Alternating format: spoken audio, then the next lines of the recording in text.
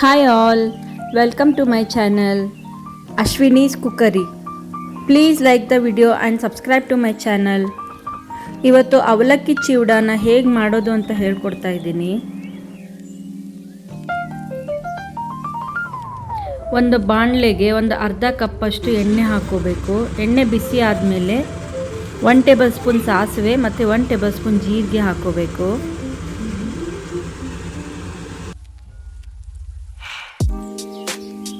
ಸಾಸಿವೆ ಚಟಪಟ ಅಂದಮೇಲೆ ಶೇಂಗಾ ಬೀಜ 1/4 ಕಪ್ ಅಷ್ಟು ಶೇಂಗಾ ಬೀಜ ಮತ್ತು 1/4 ಕಪ್ ಅಷ್ಟು ಪುಟಾಣಿ ಮತ್ತು ಒಂದು 8ರಿಂದ 10 ಗೋಡಂಬಿ ಕಟ್ ಮಾಡಿ ಇಟ್ಕೊಂಡಿದ್ದಂತಹ ಒಣಕೊಬ್ಬರಿ ಎಲ್ಲ ಹಾಕ್ಕೊಂಡು ಚೆನ್ನಾಗಿ ಫ್ರೈ ಮಾಡ್ಕೋಬೇಕು. ಸ್ವಲ್ಪ ಗೋಲ್ಡನ್ ಬ್ರೌನ್ ಬರೋ ತನಕ ಫ್ರೈ ಮಾಡ್ಕೋಬೇಕು.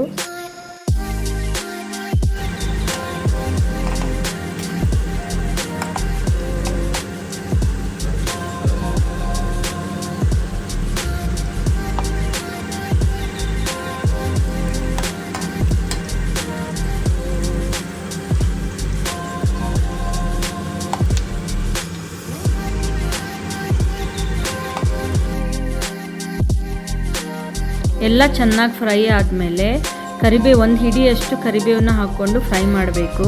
ಕರಿಬೇವೆಲ್ಲ ನೀರಿನಂಶ ಹೋಗಿ ಕ್ರಿಸ್ಪಿ ಆಗೋ ತನಕ ಚೆನ್ನಾಗಿ ಹುರಿಬೇಕು. ಸ್ವಲ್ಪ ಮೀಡಿಯಮ್ ಫ್ಲೇಮಲ್ಲಿ ಇಟ್ಕೊಂಡೆ ಹುರ್ಕೊಂಡ್ರೆ ಚೆನ್ನಾಗಿರುತ್ತೆ. ಎಲ್ಲ ಫ್ರೈ ಆದಮೇಲೆ ಫ್ಲೇಮ್ನ ಆಫ್ ಮಾಡ್ಕೊಂಡ್ಬಿಡ್ಬೇಕು.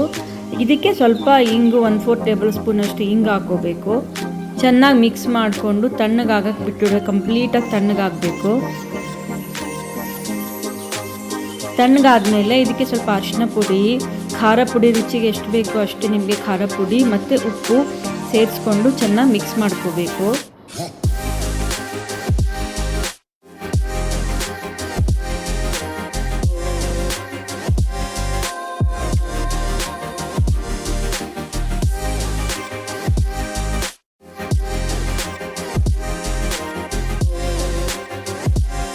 ಇದಕ್ಕೆ ಒಂದು 2 ಟೇಬಲ್ ಸ್ಪೂನ್ ಅಷ್ಟು ಸಕ್ಕರೆ ಪುಡಿನ ಹಾಕ್ಕೊಂಡು ಮಿಕ್ಸ್ ಮಾಡ್ಕೋಬೇಕು.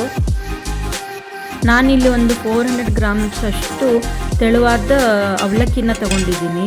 ಪೇಪರ್ ಅವಲಕ್ಕಿ ಅಂತ ಹೇಳ್ತೀವಲ್ಲ ಅದನ್ನು ಬಿಸಿಲಲ್ಲಿ ಒಣಗಿಸಿ ಕೂಡ ಇಟ್ಕೋಬೋದು. ಇಲ್ಲ ಅಂದರೆ ನಿಮಗೆ ಅನುಕೂಲ ಇಲ್ಲ ಅಂದರೆ ಅವನ್ನಲ್ಲೂ ಕೂಡ ಫ್ರೈ ಮಾಡ್ಕೋಬೋದು. ಇದಕ್ಕೆ ಕ್ರಿಸ್ಪಿ ಆಗಿರುವಂತಹ ಅವಲಕ್ಕಿ ಬೇಕು. ಈಗ ಒಗ್ಗರಣೆಗೆ ಅವಲಕ್ಕಿನ ಹಾಕ್ಕೊಂಡು ಚೆನ್ನಾಗಿ ಮಿಕ್ಸ್ ಮಾಡ್ಕೋಬೇಕು. ಕ್ರಿಸ್ಪಿ ಪೇಪರ್ ಅವಲಕ್ಕಿ ಚಿವಡಾ ರೆಡಿ. ಏರ್ಟೈಟ್ ಕಂಟೈನರಲ್ಲಿ ಹಾಕಿ ಎತ್ತಿಟ್ಕೊಂಡ್ರೆ ಇದೇ ಥರ ಕ್ರಿಸ್ಪಿಯಾಗಿ ಚೆನ್ನಾಗಿರುತ್ತೆ. ಒಂದು 15 ದಿನವರೆಗೂ ಇಟ್ಕೊಂಡು ತಿನ್ಕೋಬೋದು. ಈವ್ನಿಂಗ್ ಸ್ನ್ಯಾಕ್ಸ್ಗೆ ತುಂಬ ರುಚಿಯಾಗಿರುತ್ತೆ. ಒಮ್ಮೆ ಟ್ರೈ ಮಾಡಿ ನೋಡಿ. ಇಂಗ್ರೀಡಿಯೆಂಟ್ಸ್ ಲಿಸ್ಟ್ನ ನಾನು ಡಿಸ್ಕ್ರಿಪ್ಷನ್ ಬಾಕ್ಸಲ್ಲಿ ಮೆನ್ಷನ್ ಮಾಡಿರ್ತೀನಿ. Thanks for watching.